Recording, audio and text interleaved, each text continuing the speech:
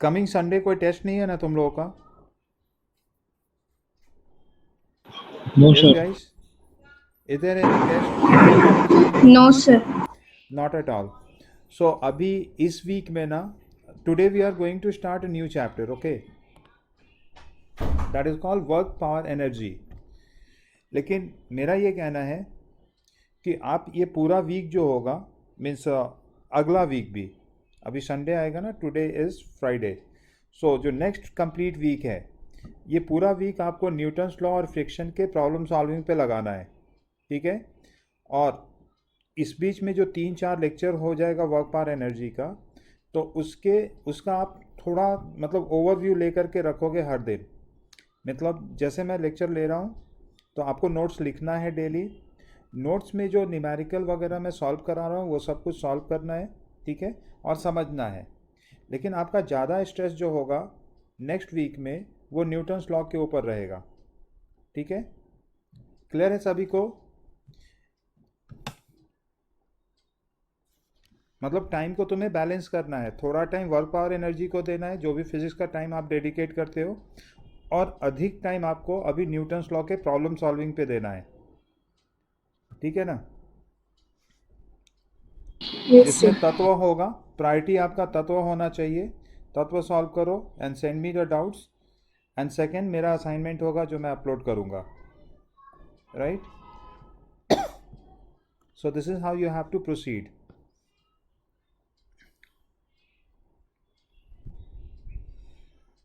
Okay. सो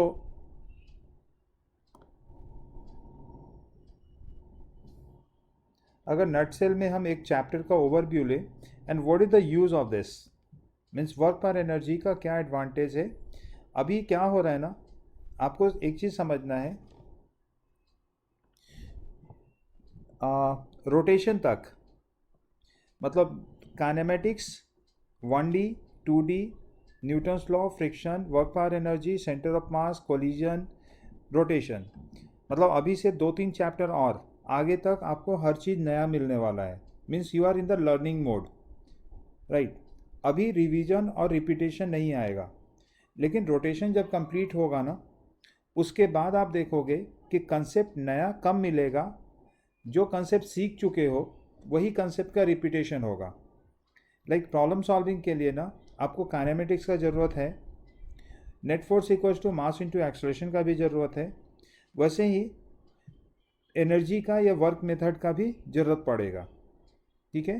तो basically ये energy and work power energy जो चैप्टर है ना, this is all about again finding the velocity and acceleration of the body, but not by force method, by energy method. ठीक है? आप ऐसे कह सकते हो कि जो पिछला चैप्टर है न्यूटन्स लॉ, उसमें हम वेक्टर फॉर्म में डिस्कशन करते हैं, क्योंकि फोर्स में डायरेक्शन चाहिए ना तुम्हें, किधर फोर्स लग रहा है. तो वहाँ पे डायरेक्शन को कंसीडर कर रहे थे, तब हम एक्सलेशन निकाल रहे थे, और उसके बाद वेलोसिटी एंड ऑल जैसा ज़रूरत पड़ता है. Work power energy deals with us all though same thing without considering the direction. ठीक है? इसमें डायरेक्शन इंपॉर्टेंट नहीं है, स्केलर क्वांटिटी है work. You know that, right? So अब जब डायरेक्शन नहीं लेते हैं ना, तो आप मान के चलो कि चीज़ें थोड़ी आसान हो जाती है अगर आप डायरेक्शन लेते हो उसके कंपैरिजन में. ठीक है? डायरेक्शन जहाँ पे इन्वॉल्व होता है, वहाँ पे ज़्यादा डेप्थ एनालिसिस करना होता है, डीप विजुअलाइजेशन होना चाहिए. जहाँ पे डायरेक्शन हम कंसीडर नहीं कर रहे होंगे, वहाँ पे कुछ पार्ट को हम इग्नोर करके भी वर्कआउट कर सकते हैं. सो ये चैप्टर बेस्ड है study of motion of the body considering scalar quantity only, ऐसे हम कह सकते हैं. ठीक है? What we will be studying in this chapter, work क्या होता है. ठीक है? Then conservative and non conservative force क्या होता है. On the basis of work, work को डिफाइन करेंगे तो फिर conservative and non conservative force define करेंगे. Kinetic energy, you know that. ठीक है ना? पोटेंशियल एनर्जी भी थोड़ा बहुत आता है, so we will discuss on potential energy in this chapter. After that work energy theorem. ठीक है? There are 3 type of equilibriums, ठीक है ना. Power, that is rate of doing work, you know that, है ना, rate of doing work. And conservation of mechanical energy, ये भी सुना है तुम लोगों ने, सुना है तुमने conservation of mechanical energy? Yes, no? Yes, sir. No, sir. सुना है. अगर एक बॉल को हम ड्रॉप करेंगे, एक बॉल को अगर हम छोड़ दें, तो एच हाइट जब ये नीचे जाएगा ना, तो तब तक में इसमें कुछ स्पीड आ चुका होगा. हम यहाँ पे बोलेंगे loss of potential energy mgh है, और gain of kinetic energy half mv² है. And from here we solve it to get the velocity, जो कि √2gh आ जाता है. So conservation of mechanical energy, ठीक है, इसके ऊपर डिस्कशन करेंगे. So let's start with the first point, that is work. ठीक है.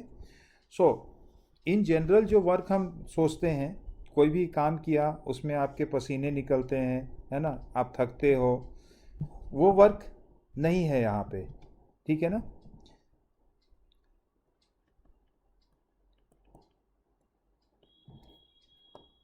वो वर्क ये नहीं है. This work is mathematically defined as, मतलब आप कह लो कि यहाँ पे जो वर्क है वो थोड़ा डिफरेंट है, बट हमारे प्रैक्टिकली जो हम कर रहे होते हैं उससे ही रिलेटेड है. ठीक है. So how do you define the work?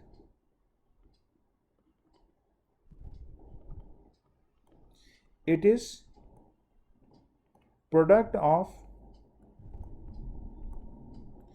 Force and displacement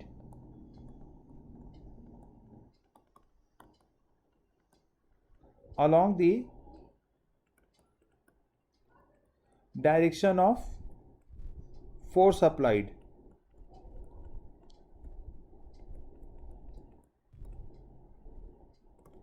जिस डायरेक्शन में फोर्स लगता है उसी डायरेक्शन में कितना डिस्प्लेसमेंट हो रहा है, this is what we call work done. Vector में डिस्कस किया है ना work done. So this is also defined as work done is the dot product of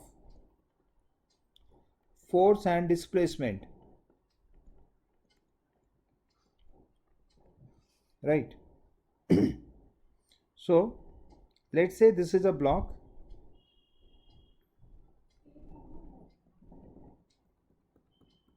You applied a force at certain angle, लेकिन block तो floor पे ही slip करेगा, अभी friction नहीं ले रहे हैं, और ब्लॉक मान लो नए पोजीशन पे यहाँ आ गया. So the displacement is D, right, and it is in horizontal direction. Force जो लग रहा है और डिस्प्लेसमेंट इनके बीच में एंगल थीटा है. तो बाय डेफिनेशन वर्क डन, इसे शॉर्ट में डब्ल्यू डी लिखेंगे, equals to F dot D, जिसका मतलब ये भी होता है, क्या बताओ क्या होता है? F D cos theta. Very good, F D cos theta. अब ये जो कॉस थीटा है ना, वो डी के साथ भी लगा सकते हो और एफ के साथ भी लगा सकते हो. F cos theta into D ऐसे भी लिख सकते हो. अगर ध्यान से देखें ना, तो एफ इंटू डी परपेंडिकुलर हो जाएगा. ये डी कॉस थीटा क्या होता है? डी परपेंडिकुलर हो जाता है. अभी फिगर में बताता हूँ, ये चीज़ वेक्टर में डिस्कस हो रखा है. वैसे ही एफ कॉस थीटा क्या हो जाता है? F perpendicular into D. ठीक है. Work done equals to, now see this in the figure. तो फिगर में क्या है? ये रहा वेक्टर डी, ये रहा vector F, an angle theta. तो अगर मैं एफ को परपेंडिकुलर ले लूं डी के ऊपर, तो देखो ये कॉम्पोनेंट कितना आएगा बताओ? Is it F cos theta? So F cos theta is the projection of F on D. और फिर इन दोनों का प्रोडक्ट जो होगा वो वेक्टर, वो वर्क डन कहलाता है। ठीक है, इसी तरह से हम D का भी प्रोजेक्शन ले सकते हैं F पे।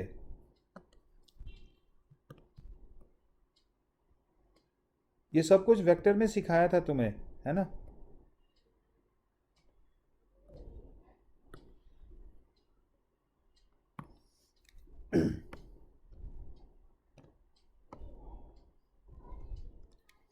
So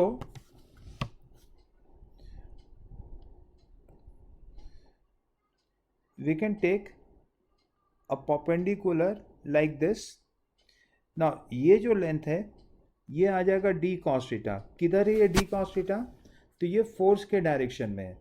ठीक है ना, इसे ही मैंने बोला है, सॉरी आई एम रॉन्ग, ये परपेंडिकुलर लिख दिया मैंने, सॉरी, दिस इज पैरेलल, है ना। डी पैरेलल का मतलब क्या हो जाएगा? D cos theta along the force line, right. वैसे ही एफ पैरेलल क्या हो जाएगा? It is along the D line, displacement line. So this is your final formula. Work done equals to force into displacement along the direction of force applied, या vice versa. ठीक है, दोनों तरफ आप resolve कर सकते हैं। ठीक है, ये कांस्टेंट फोर्स के लिए इक्वेशन लिखा है। For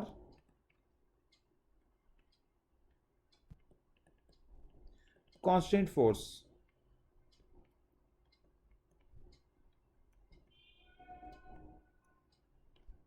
now work done can be negative, positive और जीरो। ठीक है,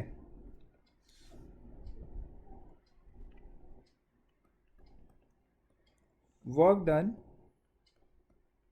can be positive, negative और zero.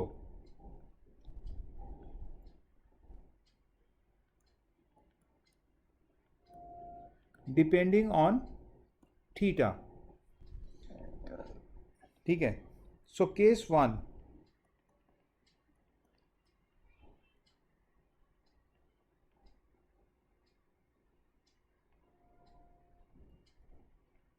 Theta equals to zero, sorry theta equals to 90 degree. इसका मतलब क्या है? Force is Zero. Perpendicular to displacement, and in that case what is the work done? तो आपका Zero. आंसर होगा कि work done जो है वो एफ डी कॉस थीटा होता है, एंड कॉस 90 जीरो होने की वजह से वर्क डन जीरो हो जाएगा। ठीक है, व्हाट आर दोज केसेस? तो देखो, अगर मैं फोर्स ऊपर लगाऊं और मान लो ये ब्लॉक जो है वो हॉरिजेंटली जा रहा है, तो क्या डी इसका हॉरिजेंटल है? तो क्या इस फोर्स के वजह से वर्क डन है? आपका आंसर होगा नहीं, ये वाला फोर्स इस पे कोई वर्क डन नहीं कर रहा है। कोई और वजह होगा जिसके वजह से ये हॉरिजेंटली डिस्प्लेस कर रहा है, बट ये फोर्स नहीं रिस्पॉन्सिबल है इस डी के लिए। सो इस फोर्स का वर्क डन क्या होगा? आपका आंसर आएगा जीरो। ठीक है,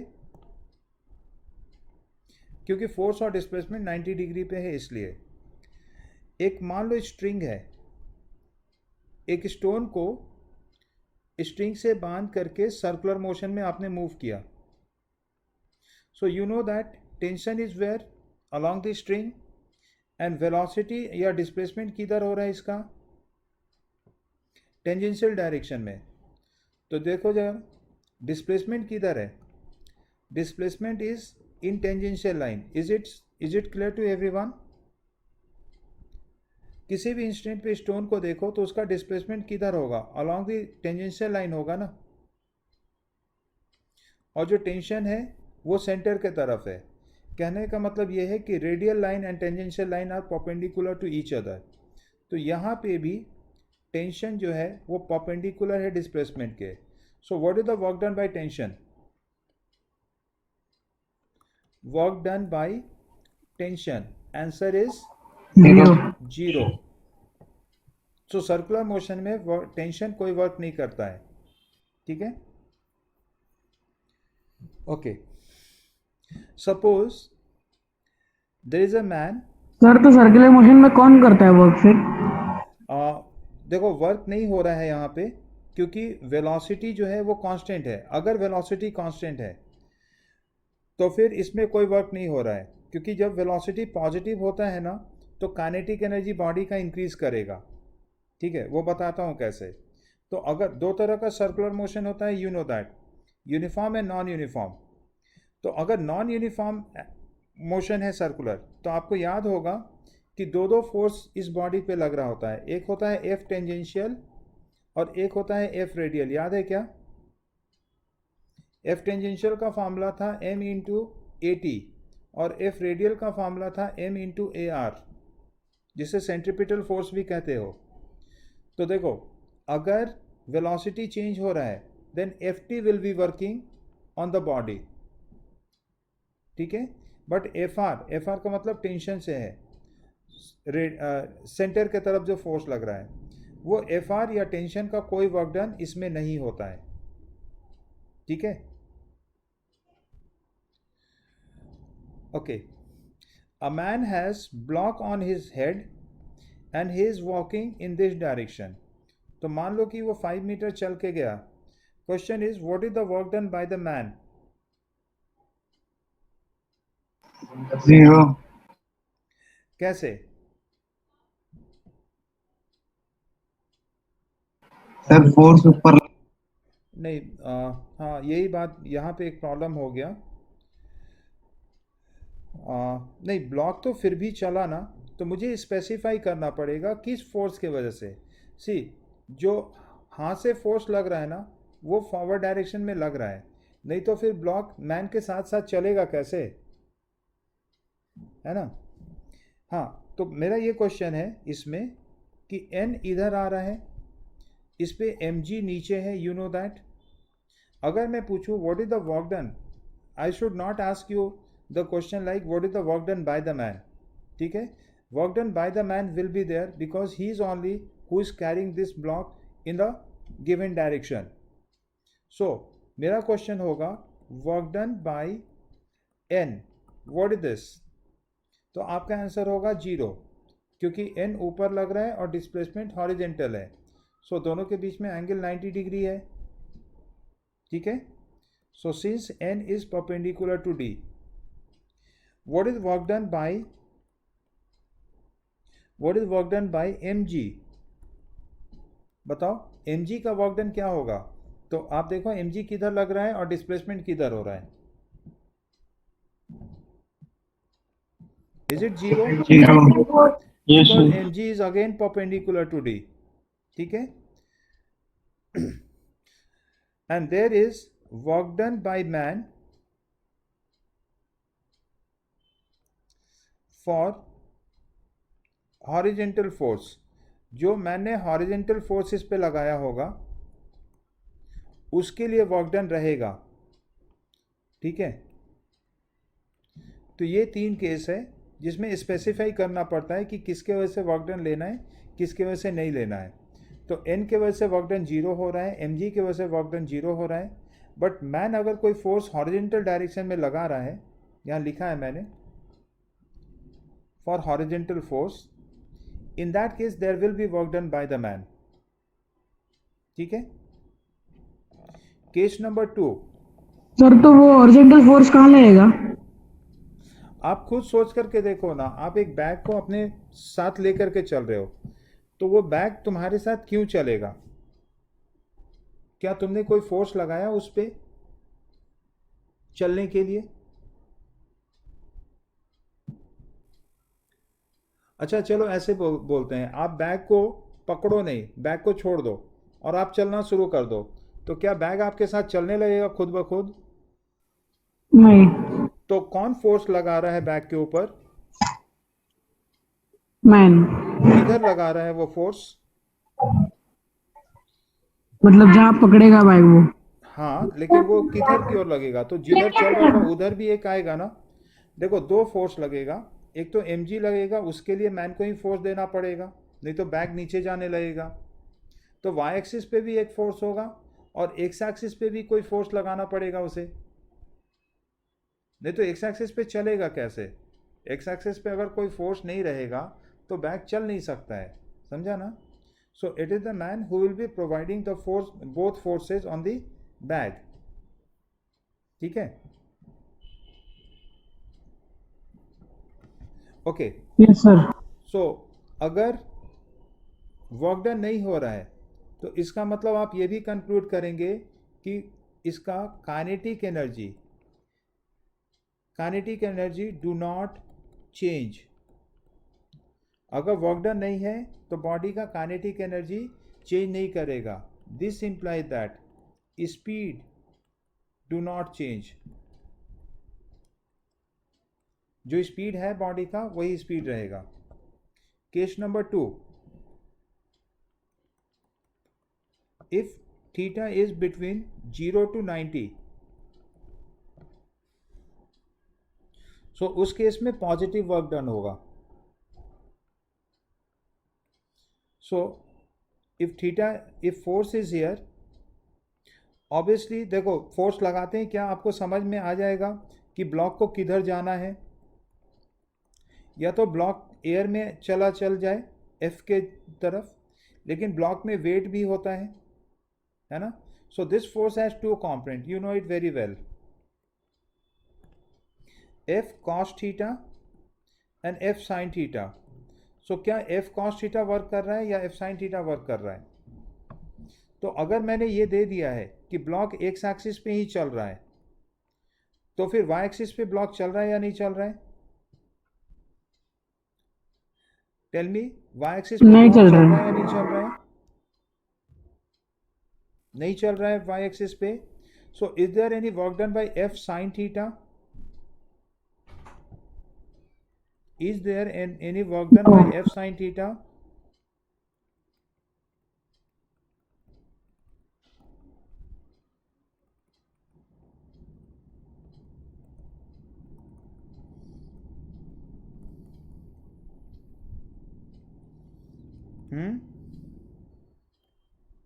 अगर मैं ऐसा कहता कि देखो ये ब्लॉक भी ऊपर उठ गया है, यहाँ अजम्पशन यही चल रहा है कि एफ साइन थीटा जो है ना वो छोटा है एम जी से, और उसके वजह से ब्लॉक जो है ना वो एयर में नहीं आ पा रहा है।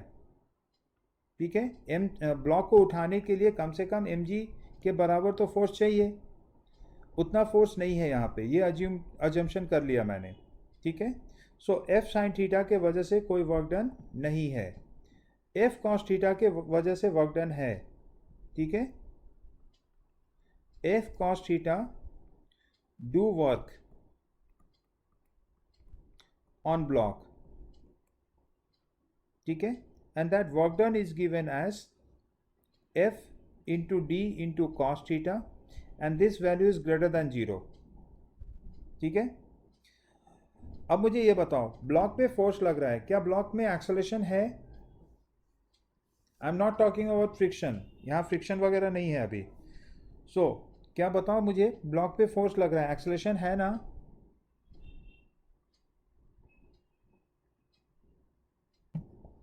सो एक्सेलरेशन है तो स्पीड बदल रहा है या नहीं बदल रहा है? वेलोसिटी चेंज हो रहा है कि नहीं चेंज हो रहा है? सो यस, चेंज हो रहा है। ठीक है, and therefore kinetic energy is increasing. जब भी वर्क डन पॉजिटिव होगा आपका कंक्लूजन होगा काइनेटिक एनर्जी इंक्रीजेस। क्यों?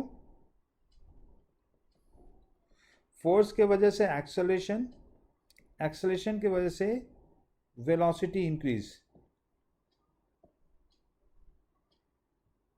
and therefore kinetic energy increases। ठीक है, थर्ड केस, थर्ड केस में देखो, पहले से ब्लॉक वेलोसिटी में रहेगा, मोशन में रहेगा, तभी ये थर्ड केस पॉसिबल है।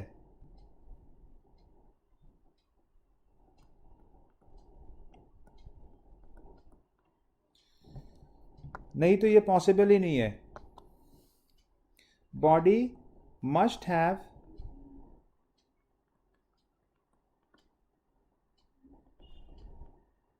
इनिशियल वेलोसिटी, ठीक है। सो say the block is moving initially on x axis and you applied a force like this. बताओ इस फोर्स के वजह से ब्लॉक रुक रहा है या फिर स्पीड अप हो रहा है? Here is a force,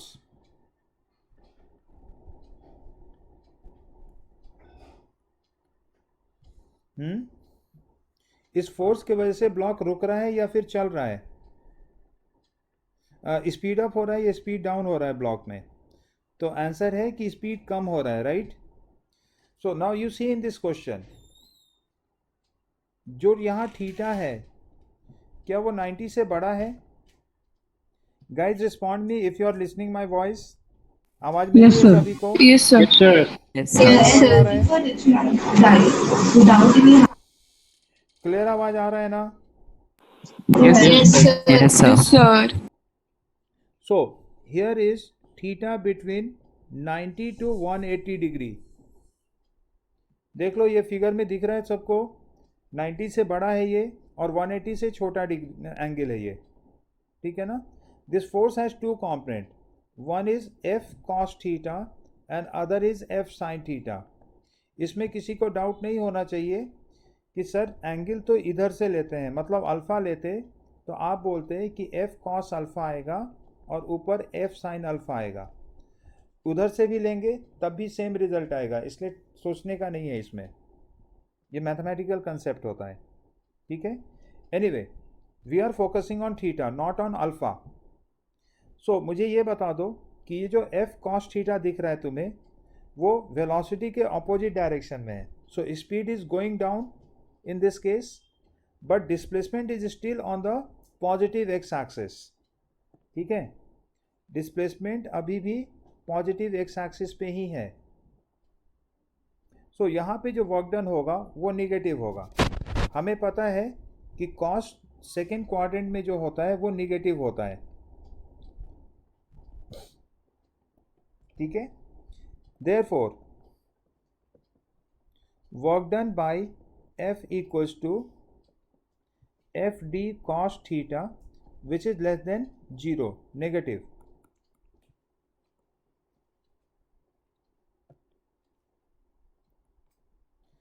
and इसका मतलब ये भी होता है अगर वर्क डन निगेटिव है सो काइनेटिक एनर्जी डिक्रीज, ठीक है। सो पहले तो क्या ये बात क्लियर हो चुका है? वो तीन केसेस जिसमें कब work done positive, negative and 0 होगा। अभी बाकी जो कैटेगरीज है सब इसी के अंदर आ जाएगा, ठीक है। मान लो कोई क्वेश्चन पूछता है कि ये ब्लॉक पहले से रेस्ट में था and the force started acting like this, so isn't it the case similar to case 3? बताइए। सर नहीं, केस 2 होगा ना वो, या सिर्फ उल्टे डायरेक्शन में होगा। हाँ, तो मूवमेंट किधर होगा इस ब्लॉक का? अभी लेफ्ट साइड पे। लेफ्ट साइड होगा। सो क्योंकि ब्लॉक लेफ्ट साइड अब चल रहा है तो आपको देखना है कि डिस्प्लेसमेंट और एफ के बीच में एंगल क्या है, 90 से छोटा या 90 से बड़ा। So here you find it is less then 90 degree, right, and therefore this is case 2, this is not case 3। So block कभी भी रेस्ट में रहेगा अगर, तो किधर भी फोर्स लगाओ वो ब्लॉक उधर ही जाने लगेगा। इसके वजह से ये केस 2 का केस बनेगा, मतलब काइनेटिक एनर्जी बढ़ेगा। अगर बॉडी में पहले से वेलोसिटी था और फोर्स उसके उल्टे डायरेक्शन में आ पा रहा है, only then you will say that there is a case of retardation और निगेटिव वर्क डन। फिर से केस 3 में भी एफ साइन थीटा वर्क कर रहा है या नहीं वर्क कर रहा है, बताओ मुझे। No sir. या F sine theta not doing work.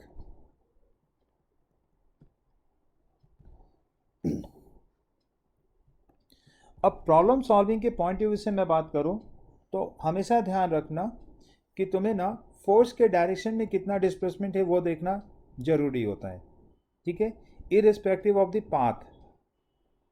Right.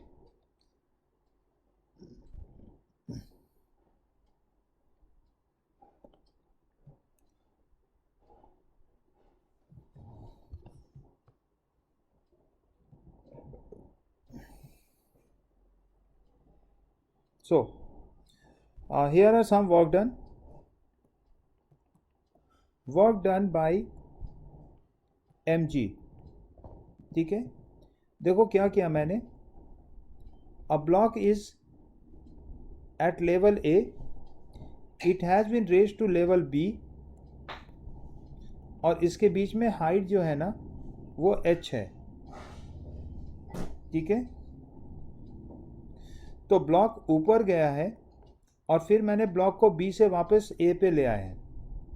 ठीक है, so I want to know what is the work done by mg from A to B. Work done from A to B. बताओ.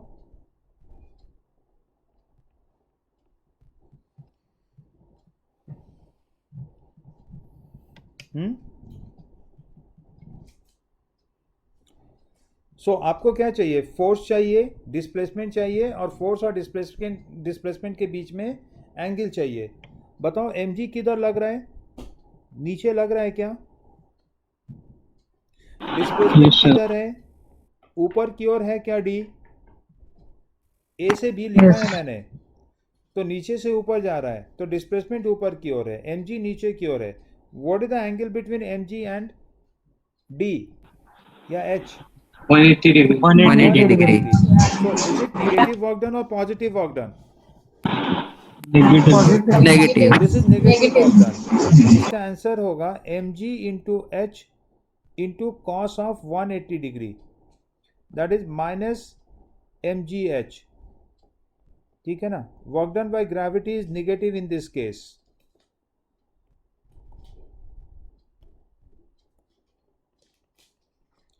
Work done by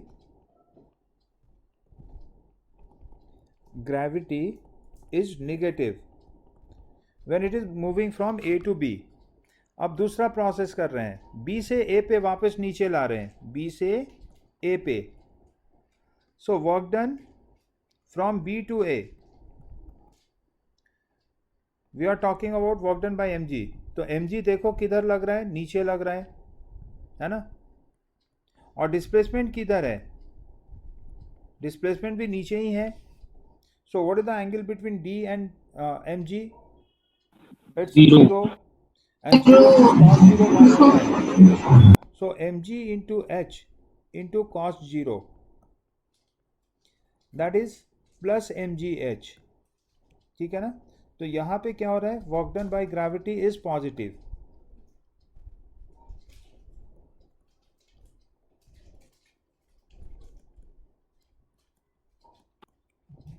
Right? So what is total work done? Total work done मतलब A से B पे जाना और वापस B पे आना. What is this coming? 0. A से B and then B to A. तो आप बोलेंगे कि A से B पे जाने का वर्क डन प्लस वापस B से आने का work done, and yes, that is coming 0. mgh minus mgh plus mgh, and this is giving you 0. ठीक है, ये जो वापस A पे आया है इसे हम कहते हैं साइक्लिक पाथ, है ना? Close path. जहां से चला वापस वहीं आ गया, तो इसे हम कहते हैं close path. And what we got in the closed path? How much is the work done in the closed path? 0.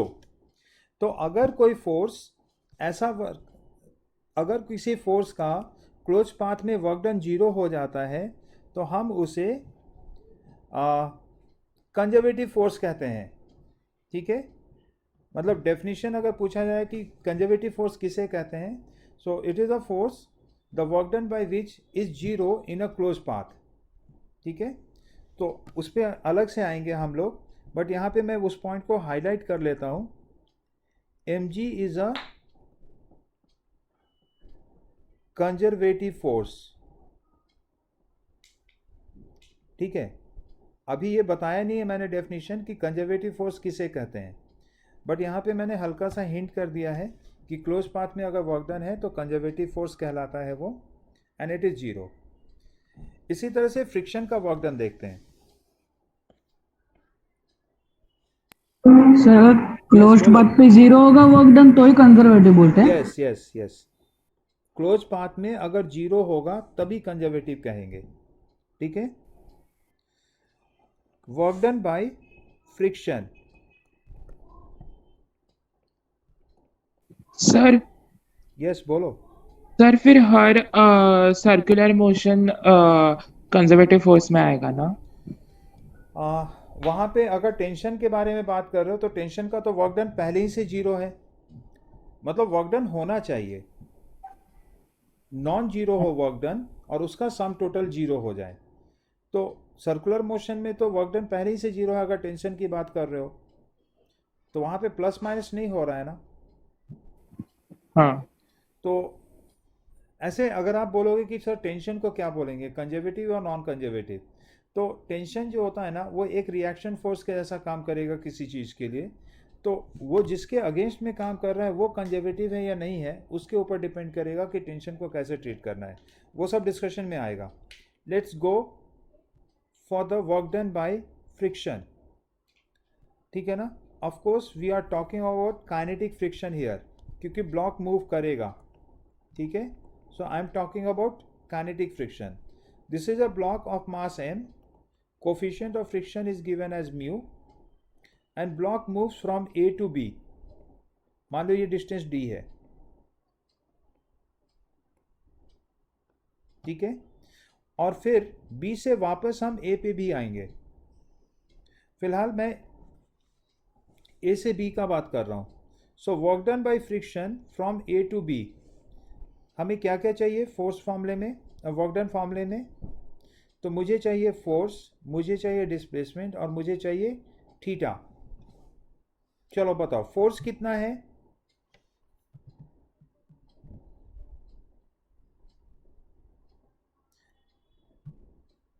Work done by friction की बात कर रहे हैं. बताओ फ्रिक्शन किधर लग रहा है, फिगर देखो और बताओ फ्रिक्शन किधर लग रहा है, राइट और left side. Left side. Displacement किधर है, राइट साइड. तो थीटा कितना आ रहा है? 180 डिग्री. 180.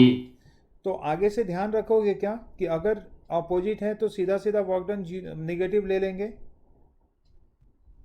So cos 180 is -1. और फ्रिक्शन फोर्स कितना है, is it mu M G, and displacement is D, and therefore the answer is mu M G into D. किसी को कुछ डाउट है यहाँ पे? चलो सेकेंड केस. जब ब्लॉक बी से ए पे आ रहा था, again identify the direction of friction and displacement direction. B to A block को चलना है लेफ्ट साइड, तो फ्रिक्शन किधर लग रहा है इस पे, पीछे की ओर. So what is the angle between F and D? Again 180 degree. 180. degree. So is it coming mu mg into d with minus sign? Yes. And therefore what is the work done in a closed path? मतलब A से B पे ले गए block को और वापस A पे लेके आ गए. सो दोनों वर्क डन को ऐड करेंगे with proper sign. So it will be coming 2 mu mg into d, which is non-zero. ठीक है ना. अगर क्लोज पाथ में वर्क डन जीरो नहीं होता है, इस तरह के फोर्स को हम नॉन कंजर्वेटिव फोर्स कहते हैं. So friction force is a non conservative force. Friction force is a non conservative force. ठीक है, अब क्वेश्चन ये है कि क्या फ्रिक्शन हमेशा निगेटिव वर्क डन करेगा?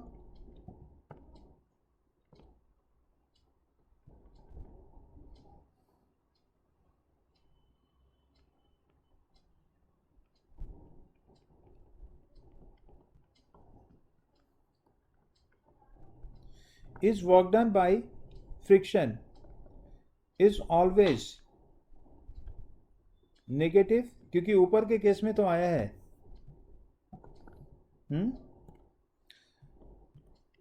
Answer is no. ठीक है, work done by friction can be positive और negative, it is not always negative.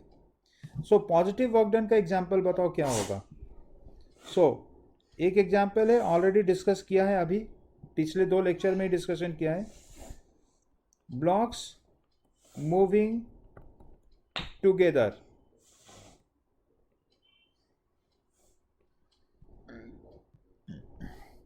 So this is block A, block B.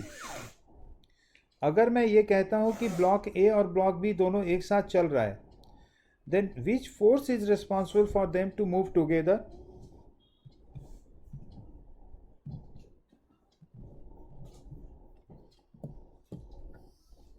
Which force is responsible for them to move together? mg, n, friction force or applied force? It is the friction force. अगर मैं ये कह दूं कि ये वाला surface A और B के बीच में बिल्कुल स्मूथ है और तुम ए को खींचो या बी को खींचो, तो क्या दूसरा वाला ब्लॉक चलेगा? स्मूथ सरफेस है दोनों के बीच में। If you try to pull one block, will the second block also move?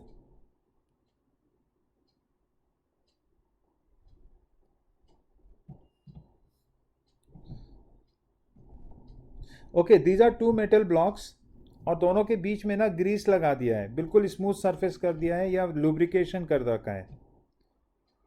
अब अगर मैं नीचे से ए को खींचूंगा ना, तो बी को कोई फ्रिक्शन नहीं मिलेगा, और अगर बी को फ्रिक्शन नहीं मिलेगा तो बी मूव नहीं करेगा, और मूव नहीं करेगा तो थोड़ी देर बाद क्या होगा कि ब्लॉक नीचे से निकल जाएगा ए, और बी अपने ही जगह पे नीचे गिर जाएगा। क्या ये बात समझ में आया? If there is no friction,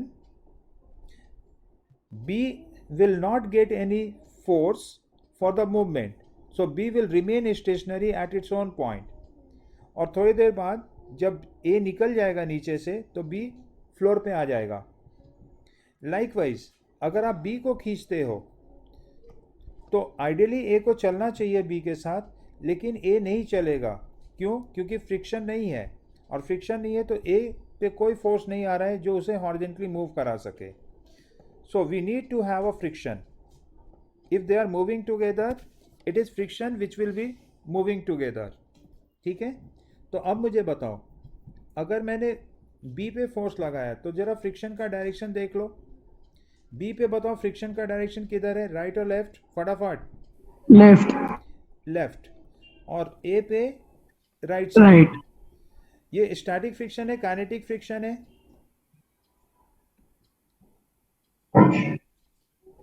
static friction है, काइनेटिक फ्रिक्शन है? So this is a static friction because A और B are not slipping on each other. So slipping जब तक होगा नहीं, काइनेटिक फ्रिक्शन आएगा नहीं। A and B are at rest with respect to each other, so it is a static friction. ठीक है, अब जरा देखो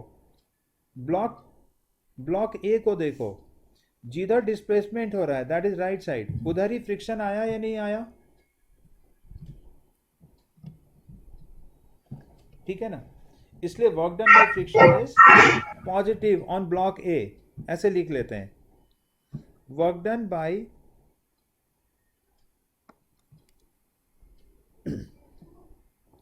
friction on A is positive. ठीक है, वर्क डन ऑन बी बताओ work done on B by friction, work done on B is negative और positive? B किधर जा रहा है? बी राइट साइड जा रहा है। फ्रिक्शन किधर आ रहा है? नेगेटिव। नेगेटिव में आ रहा है, Negative. So it is negative. ठीक है ना? And work done by F, capital F, on B is positive. अब बताओ work done by F on A is positive, negative, what?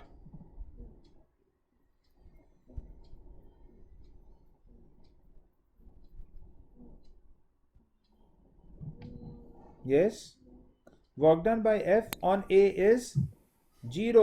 Sir F लग रहा ही नहीं है ना ए पे। Exactly. So इसीलिए पूछा ये क्वेश्चन, क्योंकि कुछ लोग कंफ्यूज हो सकते हैं इस चीज को लेकर के। सो ए पे कैपिटल एफ नहीं लग रहा है, सो what is the work done by capital F on A? Answer is 0। लग नहीं रहा है तो वर्क डन कैसे आएगा? ठीक है? And this is not only the case of kinetic friction, static friction, kinetic friction भी हो सकता है। ठीक है?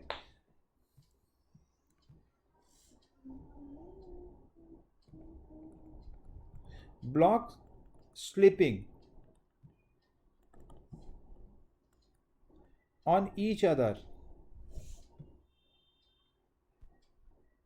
ये दे रखा है मैंने पहले से।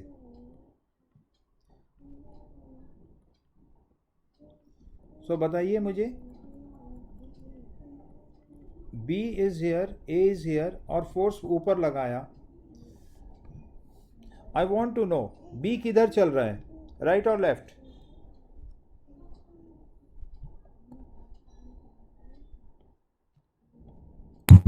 Right. A किधर चल रहा है? Left. A लेफ्ट में चल रहा है। ऐसा कब होता है? ऐसा कौन सा मिरेकल होता है बताओ? स्लिपिंग लिखा है ना आपने। हाँ, स्लीपिंग तो है। So how this miracle happens that B A will move on left while B is moving on right? You are saying कि ऑपोजिट होना चाहिए। तो सबसे पहले आप फोर्स का डायरेक्शन पता करो, फ्रिक्शन फोर्स का डायरेक्शन। बी पे बताओ फ्रिक्शन फोर्स किधर लग रहा है, राइट को, लेफ्ट को? Left. लेफ्ट को। And what is the nature of kinetic, nature of friction, kinetic और स्टैटिक? स्लिपिंग बोल रखा है तो काइनेटिक फ्रिक्शन लग रहा है। ए पे काइनेटिक फ्रिक्शन किधर लग रहा है? Right. राइट को लग रहा है। सो ए किधर चल रहा है, राइट को कि लेफ्ट को? ए भी राइट को ही जा रहा है, ठीक है ना? ए भी राइट को जा रहा है, बी भी राइट को जा रहा है, लेकिन बी ज़्यादा तेजी से जा रहा है ए के कंपैरिजन में, तभी स्लिपिंग हो सकता है। दो ही केस हैं, या तो ए और बी साथ चल सकते हैं या फिर बी ज़्यादा तेज़ी से चलेगा। जिस पे फोर्स लगता है वो ज़्यादा तेज़ी से चलने लगता है। याद करो, अगर एक क्वेश्चन दूं मैं, acceleration versus time graph of two blocks, और वो ब्लॉक का एक्सेलरेशन ऐसे एक्सप्रेस कर दें, तो मुझे बताओ 1 और 2 में कौन सा वाला 2 है, ए या बी? इस फिगर के हिसाब से जो स्क्रीन पे है तुम्हारे, 2 करस्पॉन्ड टू व्हाट, ए और बी? यस, थोड़ा धीरे से आवाज आया, जोर से। 2 correspond to which block, A और बी? A. गलत, राइट, ए। ठीक है? And 1 correspond to B, 1 correspond to B. जिस पे फोर्स लगता है उसका एक्सेलरेशन बढ़ता चला जाता है, जिस पे फोर्स नहीं है, एक्सटर्नल फोर्स, वो अपने फ्रिक्शन फोर्स के वजह से चलता है, और फ्रिक्शन फोर्स फिक्स हो जाता है, इसलिए एक्सेलरेशन भी फिक्स हो जाता है। ठीक है? सो both are moving in the same direction but B is moving faster than A, right? अब बात करें वर्क डन बाय फ्रिक्शन, तो यहाँ पे काइनेटिक फ्रिक्शन है, तो मेरे हिसाब से सब कुछ इधर लिख रखा है वही सब कुछ वहाँ भी है ना?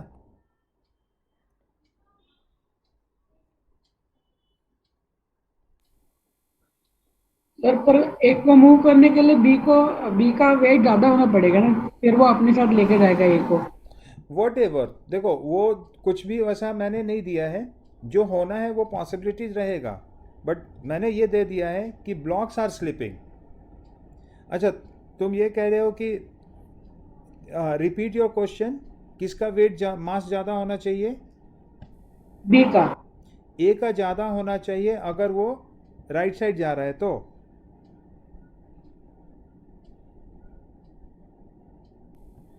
सर बी का।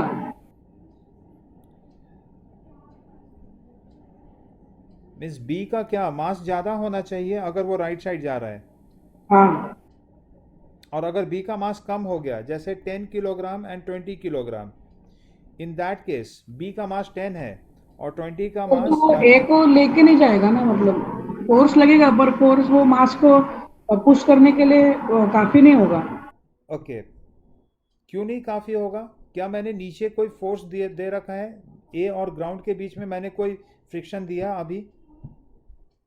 नहीं। तो आप खुद से क्यों ले लोगे? और अगर नहीं है तो फिर ए पे केवल एक ही फोर्स लग रहा है, तो isn't it sufficient? How so small it is, जितना भी छोटा हो एफ के, लेकिन एफ के है ए पे, तो ए चलेगा, भले वो बहुत ही थोड़ा एक्सेलरेशन के साथ चले लेकिन चलेगा, है ना? एफ के को रोकने के लिए एफ के ऑपोजिट में कोई फोर्स ए के ऊपर नहीं है, सो मास पे डिपेंड नहीं करेगा ये बात। चलना है तो चलेगा, नहीं चलना है तो उसको देखेंगे। बट क्या मैं कह रहा हूँ ना कि आप डेटा मत लेकर के अभी प्ले करो, ठीक है? ये सब आपका प्रॉब्लम सॉल्विंग का पार्ट है, बट मैंने ये बोल रखा है कि स्लिपिंग हो रहा है अगर, और फोर्स शो कर दिया है, तो तुम्हें पहले ये देखना है कि फ्रिक्शन का डायरेक्शन किधर दोनों ब्लॉक पे आएगा, ठीक है? अगर स्लिपिंग है तो बी को राइट साइड ही मूव करना है, और कैपिटल एफ जो है वो बड़ा होगा एफ फ्रिक्शन एफ से, और ए के पास तो कोई ऑप्शन ही नहीं है लेफ्ट में जाने का, ए को राइट में ही जाना है अभी के केस में, ठीक है? And therefore work done by F के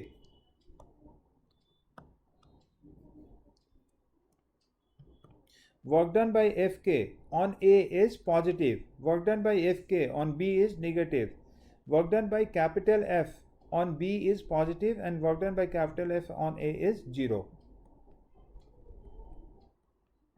ठीक है? So have you got the answer? Is the work done by friction is always negative?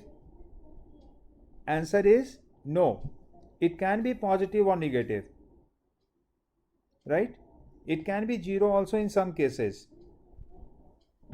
मतलब ब्लॉक चल ही नहीं रहा होगा तो वहाँ पे फोर्स 0 हो सकता है, फ्रिक्शन फोर्स का वर्क डन 0 हो सकता है। सो जरा देखो, मैंने फॉर्मूला इंट्रोड्यूस किया वर्क डन का, उसके बाद मैंने mg का वर्क डन दिखाया, a से b और फिर b से a, फिर total work done in a close path 0 हो गया तो कंजर्वेटिव बोल दिया। एक नॉन कंजर्वेटिव फोर्स भी लिया एफ के, काइनेटिक फ्रिक्शन, उसके लिए total work done non zero आ रहा है, so I said this is non conservative. तो यहाँ पे क्योंकि ऊपर मैंने माइनस साइन लगाया था वर्क डन में, फ्रिक्शन के वर्क डन में, तो मैंने एक और क्वेश्चन दे डाला कि क्या फ्रिक्शन का वर्क डन हमेशा नेगेटिव होगा? So no, it is not always the case, it can be positive negative, ठीक है? सर फ्रिक्शन पॉजिटिव होने का एक ही केस है? मतलब क्या बोलेंगे यहाँ पे? यस, जिधर सिंपल सा केस है ना कि अगर किसी सिचुएशन में जिधर फोर्स है उधर ही डिस्प्लेसमेंट हो रहा है, जिधर फ्रिक्शन है उधर ही डिस्प्लेसमेंट हो रहा है, तो फिर उसका वर्क डन को पॉजिटिव ट्रीट करेंगे। और ऐसा एक ब्लॉक के ऊपर दूसरा ब्लॉक रखते हैं तभी अचीव होगा। अगर दोनों ब्लॉक को फ्लोर पे रख दें तो वर्क डन दोनों पे निगेटिव आ जाएगा फ्रिक्शन का। तो कह सकते हैं कि ऐसा ही केस में केवल पॉसिबल है पॉजिटिव वर्क डन। ठीक है। Now next is work done by mg on incline plane. यहीं पे बात करते हैं। सो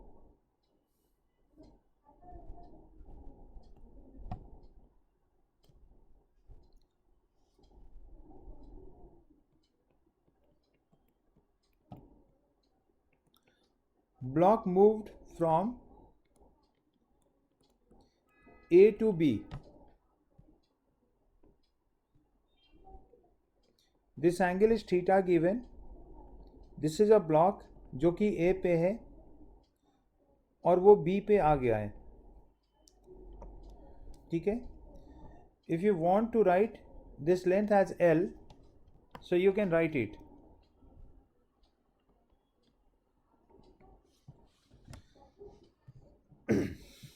So my question is, what is the work done by mg? Find work done from A to B by mg.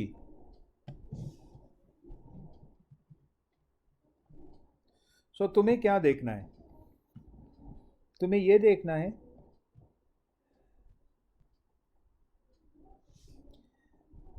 कि mg किधर लग रहा है। तो mg इधर लग रहा है, f equals to mg downward, और डिस्प्लेसमेंट इधर इसका किधर है, तो इस डायरेक्शन में, right. What is the angle between them? So it is 90 minus theta. ठीक है।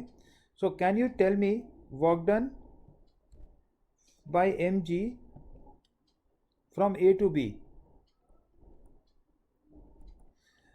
जनरल फॉर्मूला लिख रहा हूँ, F D cos of alpha, where alpha is the angle between F and D, है ना। तो यहाँ पे क्या आ जाएगा? एफ के जगह पे mg आ जाएगा, डी के जगह पे एल आ जाएगा, और cos of 90 minus theta is it कितना हो जा रहा है? ये mg into L sine theta हो रहा है क्या? अब जरा गौर से देखो, what is this L sine theta?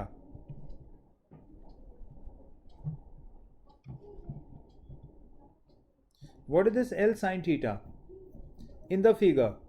Is it H?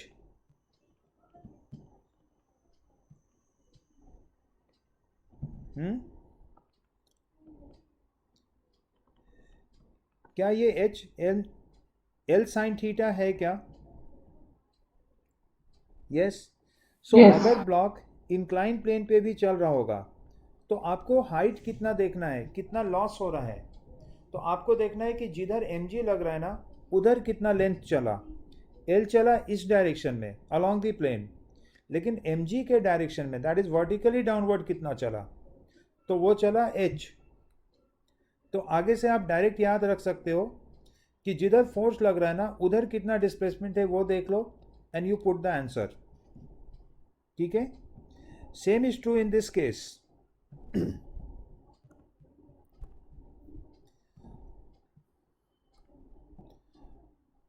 This is a curved structure and a block is left from point A and it will reach definitely at point B, है ना। इसका पाथ ये रहेगा, along the surface slip करना। अगर ये height h है और ये लेंथ l है, tell me what is the work done in this case? What is the work done in case 2?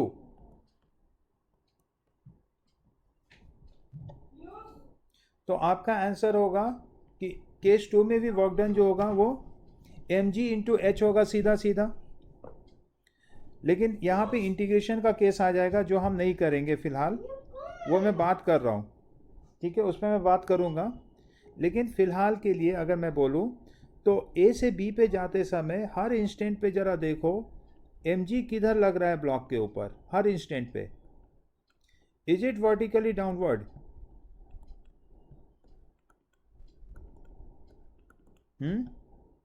So vertically downward direction में कितना डिस्प्लेसमेंट है वो देख लो. How much is this coming? h. So work done is again mg into h. ठीक है. Third case, if your structure, your path is like this, it's not a straight path,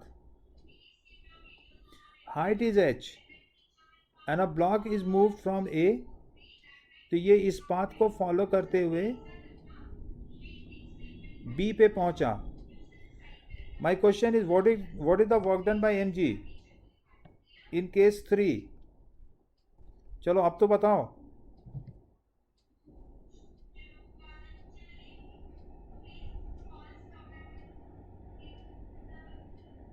yes guys, आवाज आ रही है ना सबको?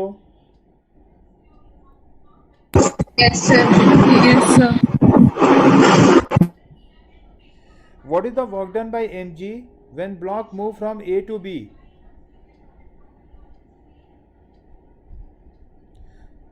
तो mg किधर लग रहा है बताओ?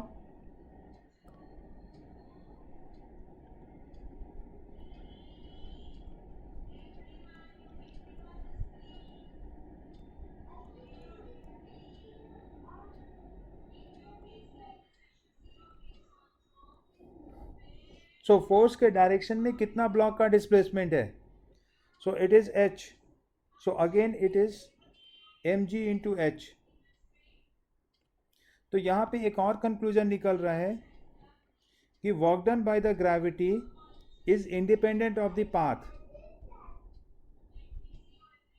Work done by gravity is independent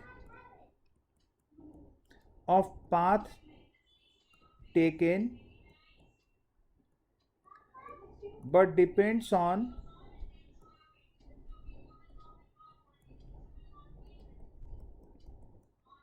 initial and final position. Initial और फाइनल पोजीशन पे तो डिपेंड कर रहा है, लेकिन किस पाथ से वो जाएगा उस पर डिपेंड नहीं कर रहा है. ठीक है ना? मतलब ए से बी बिल्कुल स्ट्रेट चला जाए, ए से बी बिल्कुल स्ट्रेट चला जाए, ए से बी इधर के कर्व से चला जाए, या फिर ए से बी इधर के पाथ से आए, और एनी अदर पाथ. ए और बी को मिलाने के लिए ना आप इनफाइनाइट पाथ्स बना सकते हैं randomly. So through all those paths the work done will be equal.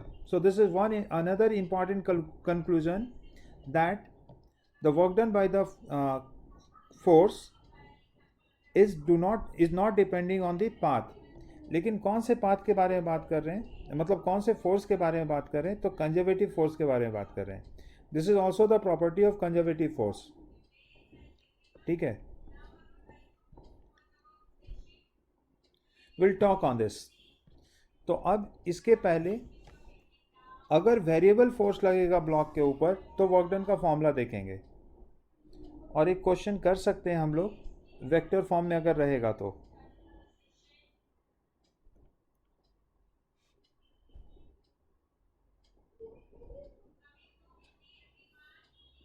चलो फटाफट ये सॉल्व करो तुम लोग, उसके बाद आगे का discussion.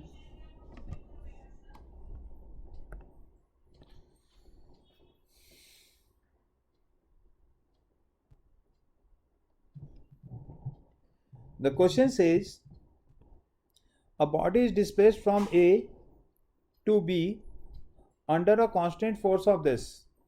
What is the work done?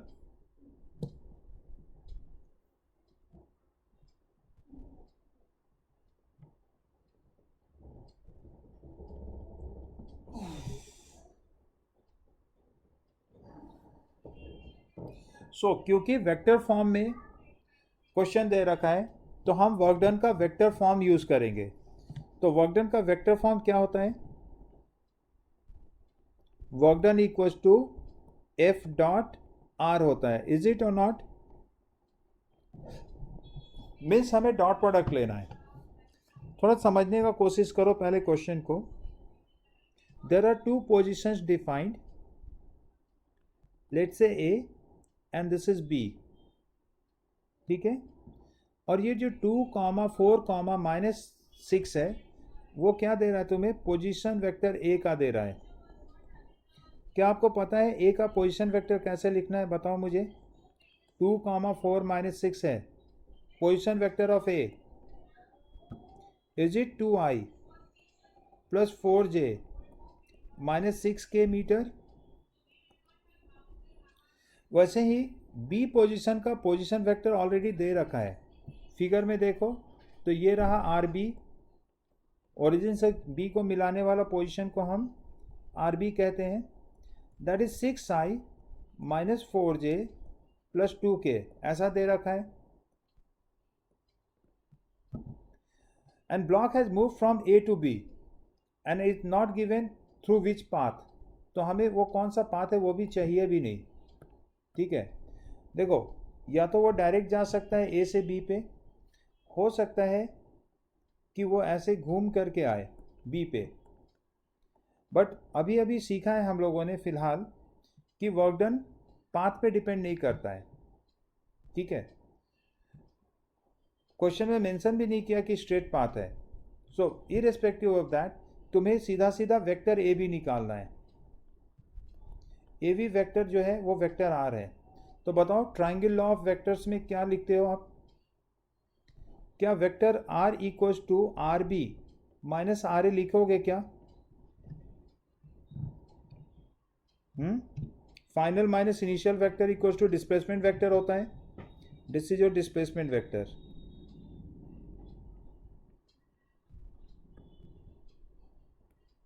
So minus कर दो तो 6 - 2 4i -4 -4 -8j 2 + 6 8k, यही आ रहा है क्या? है ना। And therefore force is work done equals to F dot R. F कितना दे रखा है क्वेश्चन में? It is 2i + 3j -k dot 4i 8j + 8k। बताओ सॉल्विंग इसका, डॉट प्रोडक्ट का सॉल्विंग। तो i को i के साथ मल्टीप्लाई करते हैं, मीन्स इट इज 8 और i डॉट i 1 हो जाएगा। फिर j को j के साथ मल्टीप्लाई करते हो, सो इट इज कमिंग -24, है ना। 3 × 8 24 हो जाएगा, माइनस साइन आएगा। उसके बाद k को k के साथ मल्टीप्लाई करते हैं, सो -8 आएगा। On solving this we are getting -24 joule. Okay, unit वगैरह नहीं बताया है, तो वर्क डन का यूनिट पता है ना सबको, जूल ही होता है।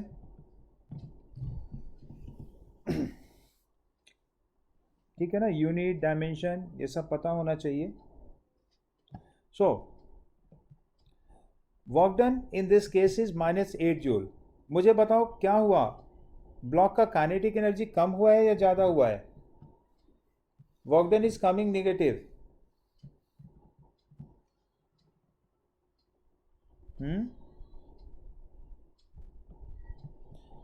मतलब ओवरऑल एनर्जी डिक्रीज हुआ है या इंक्रीज हुआ है? तो आप बोलेंगे ओवरऑल एनर्जी, काइनेटिक एनर्जी भी नहीं बोलेंगे यहाँ पे, वो तो जब मोशन रहता है तब के लिए हम बात कर सकते हैं, ठीक है। So energy decreased in this case. Why energy decreased? Because work done is negative. Work done positive होता है तो बॉडी में एनर्जी बढ़ता है, चाहे वो काइनेटिक एनर्जी हो चाहे वो पोटेंशियल एनर्जी का फॉर्म हो, ठीक है। और अगर एनर्जी वर्क डन नेगेटिव है तो बॉडी में से एनर्जी निकल जाता है बाहर, मतलब बॉडी का एनर्जी डिक्रीज होता है, whether it is kinetic, potential और बोथ, ठीक है. So you go through this question again and mark the steps we have taken. क्यों मैंने एफ डी कॉस थीटा क्यों नहीं यूज किया, क्लियर है सभी को? क्योंकि वो मेथड लेंदी हो जाएगा. मेरे पास एफ है तो मैग्नीट्यूड निकल जाएगा, डी है मतलब आर है तो मैग्नीट्यूड निकल जाएगा, लेकिन फिर कॉस थीटा भी निकालना पड़ेगा. तो हम उससे बचने के लिए सीधा सीधा वेक्टर फॉर्म में क्वेश्चन था, वेक्टर फॉर्म में सॉल्व कर देंगे. ठीक है. देखो यहाँ पे एक और चीज़ समझोगे, क्योंकि ये एक वेक्टर क्वांटिटी है, sorry work done is a scalar quantity, so we can independently work on x y and Z axis also. ठीक है. Also work done equals to work done on x axis plus work done on y axis plus work done on z axis. क्यों? क्योंकि work done scalar quantity है, तो हम अलग अलग axis पे इंडिविजुअली वर्क करके जो निकालेंगे ना, उसे हम यहाँ लिख सकते हैं.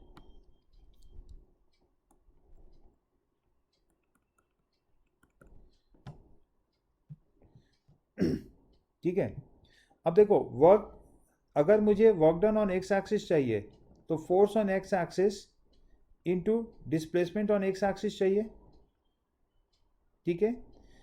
Go back and see how much is the x axis force. क्या एफ एक्स 2 न्यूटन है, एफ वाई देख रहे हो ना, फोर्स को देख रहे हो सभी लोग, 3 न्यूटन है, और F Z 1 Newton negative direction में है ना. Okay. Displacement on x axis, तो केवल एक्स का कोऑर्डिनेट को देखो, 2 है और 6 है. पहले 2 था बाद में 6 हो गया है, तो कितना चला एक्स एक्सिस पे? 4 मीटर. ठीक है ना. वाई एक्सिस पे देखो डिस्प्लेसमेंट, वाई एक्सिस पे देखिए डिस्प्लेसमेंट, तो पहले 4 है और अभी -4 हो गया है. सो क्या हो गया डिस्प्लेसमेंट? -8 हो गया ना. फाइनल माइनस इनिशियल लिखा जाता है हमेशा, तो -4 लिखेंगे. जेड एक्सिस पे डिस्प्लेसमेंट कितना है? तो अभी वो 2 पे है और पहले वो 6 पे था. सो 2 माइनस ऑफ -6 बिकम 8 मीटर. तो मुझे तीनों एक्सिस पे इंडिविजुअल फोर्स और डिस्प्लेसमेंट पता लग चुका है. So I can use this to find out X axis, Y axis and Z axis work. क्या आ रहा है? Is it coming 8 joule? Y axis पे force into displacement, is it coming -24 joule? Z axis, is it coming +8 joule? Sorry, यहाँ माइनस लिखने का है, -8 joule. So what is total work done? It is 8 -24 -8, and you see it is again coming 24 joule. So what I am saying is कि आप vector form से solve कर सकते हो, या फिर तीनों एक्सिस पे इंडिविजुअली भी वर्क कर सकते हो जा करके. ठीक है. तीनों एक्सिस पे इंडिविजुअली भी आप वर्कआउट कर सकते हैं. Okay. Next is work done by variable force.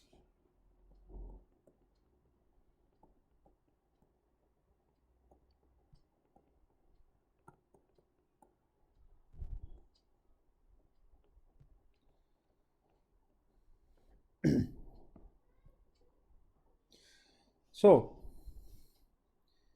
ऊपर जो डिस्कशन चल रहा था ना, वो कांस्टेंट फोर्स का चल रहा था.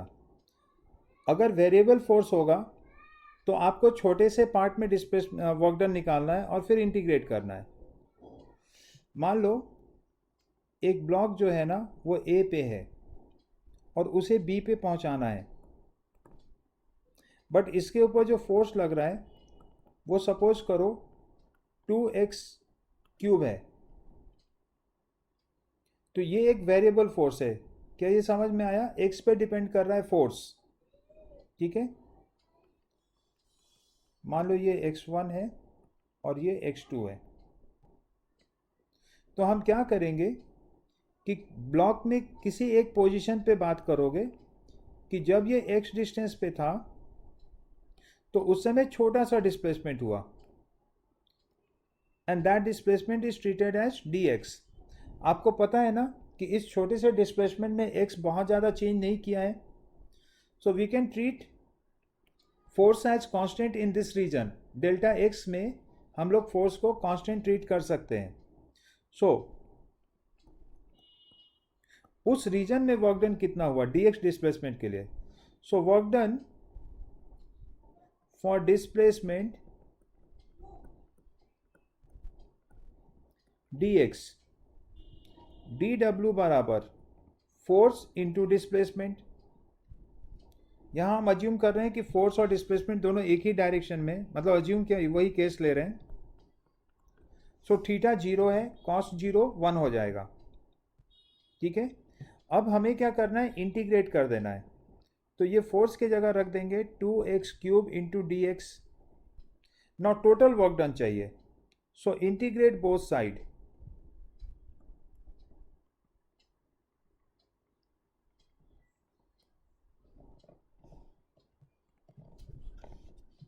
Integrate both side, dw equals to integration of 2x cube into D X. Limit put करना है, तो 0 से w एंड x1 से x2 तक। बाकी जो भी है वो सॉल्विंग है हमारा, ठीक है। तो यहां लिख लें, work done will be given as integration of f dot d r. ये हो जाएगा हमारा जनरल फॉर्मूला, ठीक है।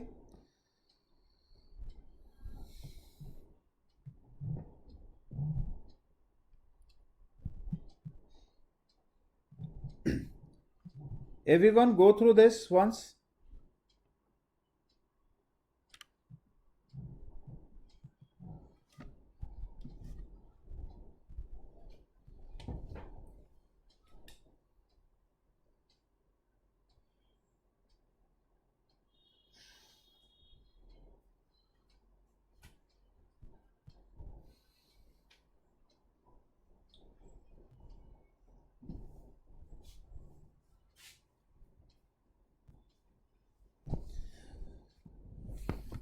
सो वेरिएबल फोर्स होगा तो हमें इंटीग्रेशन करना है, ठीक है।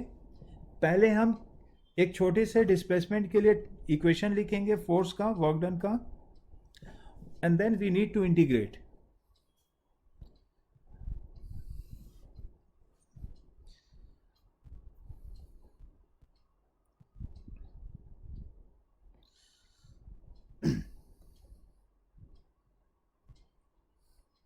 सो ये -24 आया था, ये हम लोगों ने कर लिया है।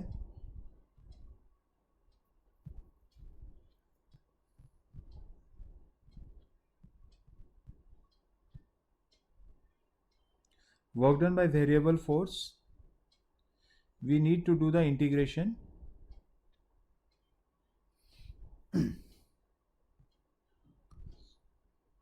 Let us solve this question first.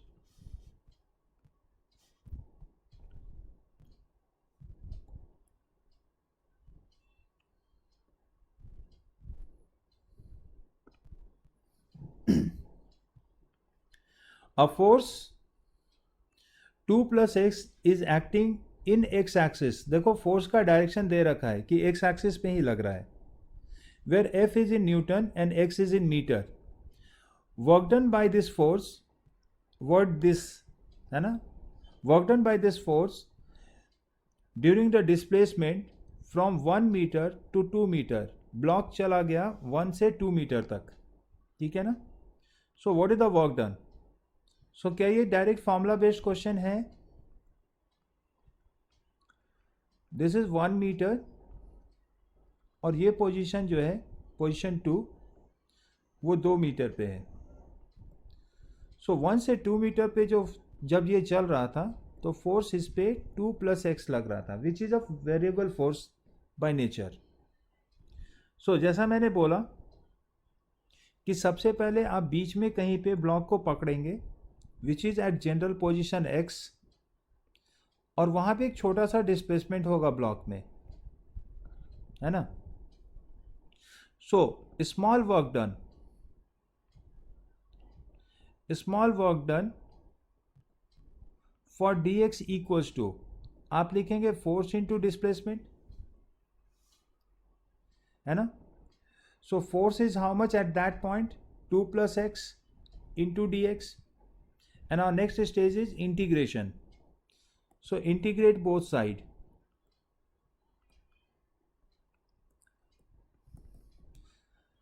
So 2 + x into dx, x का वैल्यू 1 से 2 तक जाएगा, है ना, और वर्क डन का वैल्यू 0 से w जाएगा, क्योंकि 1 पे फोर्स जस्ट लगना शुरू हुआ है। ये सब इंटीग्रेशन में सिखा रखा हूँ तुम लोगों को कि एक बकेट है, उसमें ड्रॉप वाइज वाटर भर रहा है, तो पहला 1-2 ड्रॉप के लिए कितना वाटर कितना वॉल्यूम अज्यूम करेंगे, तो ऑलमोस्ट 0 लेंगे। लेकिन बहुत सारा ड्रॉप्स जब आ जाएगा तो फिर मुझे कंटेनर में कुछ खास वॉल्यूम दिखेगा। सो x = 1 पे कितना वर्क डन हो चुका है, 0 के बराबर लगभग। जैसे जैसे आगे बढ़ते जा रहे हैं वैसे वैसे वर्क डन होता जा रहा है इस ब्लॉक के ऊपर, और जब 2 पे पहुंचेगा तो टोटल वर्क डन जो है वो W हो जाएगा। Remember this W is the accumulation of work, it is not the work done at 2 only, है ना। 2 के पहले 1.9, 1.8, 1.5 इस पोजीशन पे था, तो उस समय भी वर्क हो रहा था, तो वो सब वर्क का समेशन है ये W। So W equals to 2 into dx का इंटीग्रेशन 1 से 2 प्लस x इंटू dx का इंटीग्रेशन 1 से 2। सो 2 इंटू dx का इंटीग्रेशन सिंपली x होता है 1 से 2, और x का इंटीग्रेशन होता है x² फ्रॉम 1 to 2। सॉल्व करने का है। सो 2 into upper limit minus lower limit 1/2, 2² minus 1²। सो पहला टर्म 2 आ रहा है और दूसरा टर्म क्या आ रहा है, 3/2 आ रहा है। So the answer is coming 3.5 joule. This should be the answer.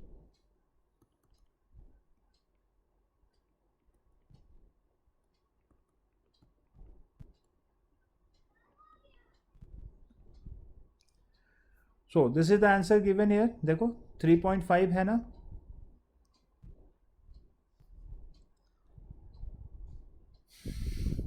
So same is the question 9.5 also. The only function is different, so method of integration will be different, but steps of calculation will remain same.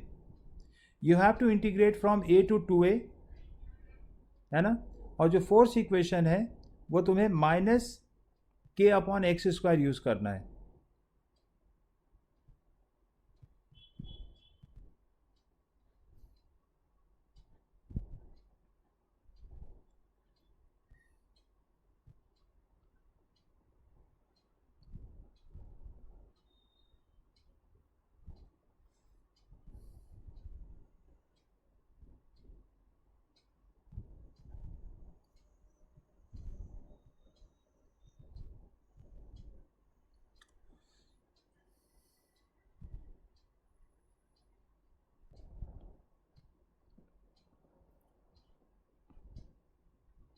Everyone solve this question?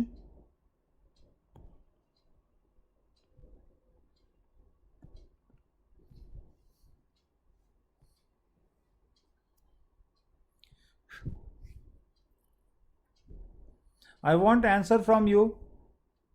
Riddhi, solve this. Everyone solve this.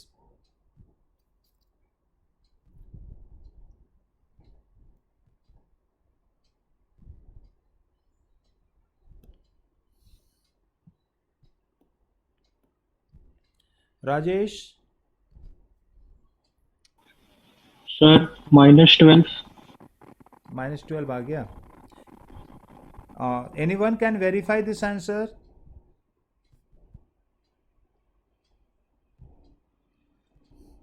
शीतल, श्रावणी.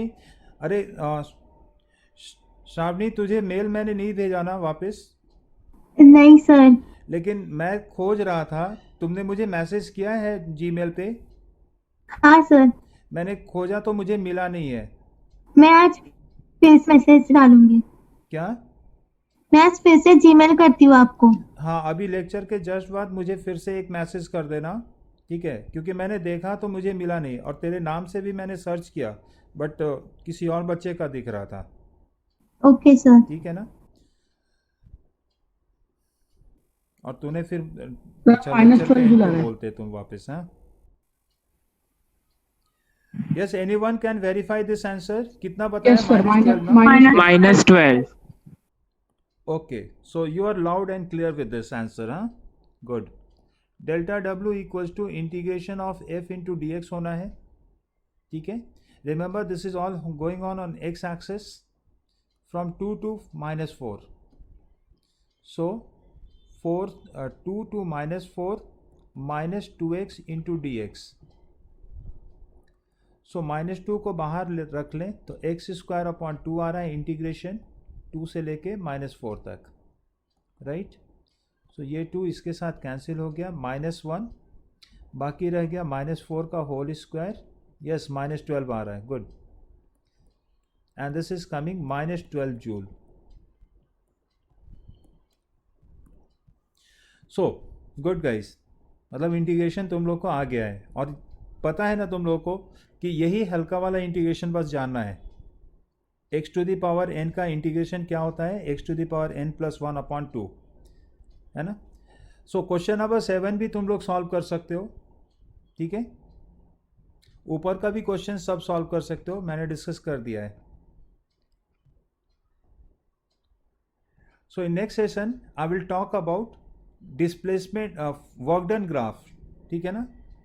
ये जो question number 8, 9 दिख रहा है वो graph को लेकर के है, तो थोड़ा मुझे उस पर डिस्क्रिप्शन देना था, इसलिए मैंने जानबूझ के उसे अभी डिस्कस नहीं किया है, ठीक है? So in next session we will do on this and जो आगे के पॉइंट्स है. Okay, so I am closing this session. और श्रावणी, अभी मुझे मैसेज कर देना.